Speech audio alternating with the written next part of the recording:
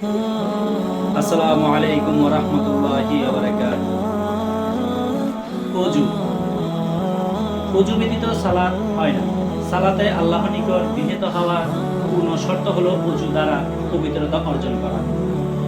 আর যদি কারো উপর গোসল ফরজ হয় তবে ওযু গোসল দুইটিই করতে হবে। কেউ যদি গোসলের পূর্বে ওযু করে তবে গোসলের পরে ওযু না করলেও চলবে। নামাজি লোকের মুখমণ্ডল ও হাত পা ওযুর কারণে কিয়ামতের দিন উজ্জ্বল ও চকচক করবে, যা হাদিসে উল্লেখ আছে।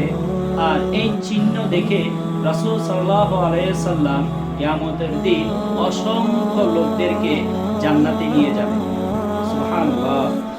ওযুর ফরজ চারটি।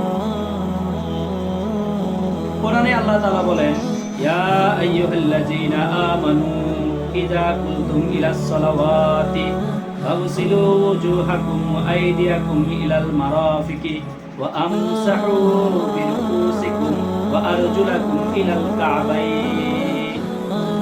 হে ঈমানদারগণ, তোমরা যখন নামাজে দাঁড়াবে তার পূর্বে তোমরা তোমাদের মুখমণ্ডল এবং দুই হাতের কনুই পর্যন্ত ধৌত করো, আর তোমরা তোমাদের মাথা মাসে করো এবং পায়ের গোড়ালি পর্যন্ত ধৌত করো। সূরা মায়েদা 6। আসসালামু আলাইকুম।